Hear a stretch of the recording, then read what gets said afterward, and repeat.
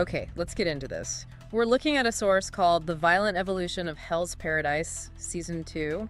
And if you thought the first season was intense, Yeah, you might want to brace yourself. the text basically implies the training wheels are coming off. Complete. Training Reels is putting it mildly. The core idea here, is that season 1 was just an introduction to suffering. Just an introduction. Exactly, a setup.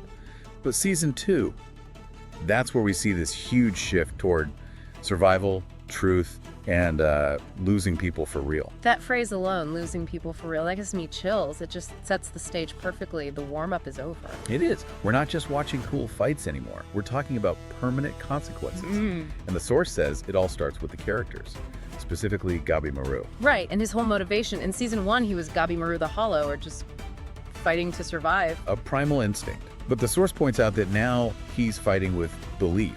Which on paper sounds like a good thing, but the source actually argues this makes him significantly more dangerous. It does. Because survival is reactive. You're just running from death. Belief, that's proactive. It means he's found something he's actually willing to die for. He's not just a cornered animal anymore. Not at all. He's a man with a mission. And he's not the only one changing. The source also really highlights what's happening with Sagiri. She's moving from being an executioner to, a true warrior. And that's a really important distinction. It's not just a physical thing.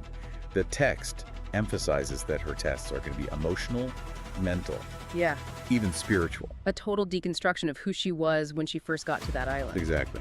Speaking of the island, Yeah, paradise my foot. The way they describe the setting this season is just terrifying.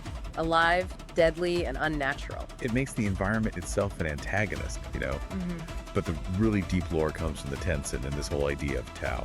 Right, and the source promises a massive jump in the power scaling once that gets explained. It does, because once Tao is fully laid out, it introduces hard rules, consequences. It's not just random power-ups anymore. So it's like a physics engine for the magic system. That's a great way to put it. And for the Tencent, we're supposedly going to see the twisted depth of their immortality. It's not that they're just strong. They're biologically wrong in a way the characters can't even comprehend yet. So we've got evolving characters, this deadly world, a complex power system.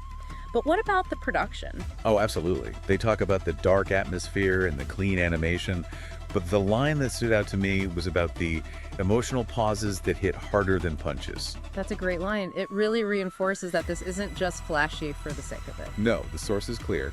The story prioritizes being real, painful, and meaningful. Which leads to maybe the most alarming part of this whole deep dive. The safety of the cast. Yeah, the text just comes right out and says nobody feels safe, allies can fall, the story doesn't care about plot armor. The stakes are absolute now. It connects right back to that losing people for real idea. It sounds like the horror is really taking center stage along with the action. It's that mix.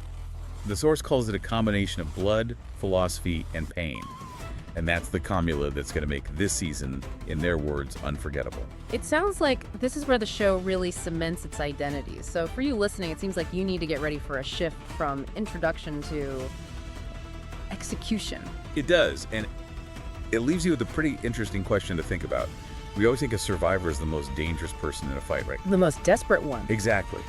But in a world where just surviving is the baseline, how does fighting for a belief actually make a character more dangerous than someone who just wants to live, something to chew on?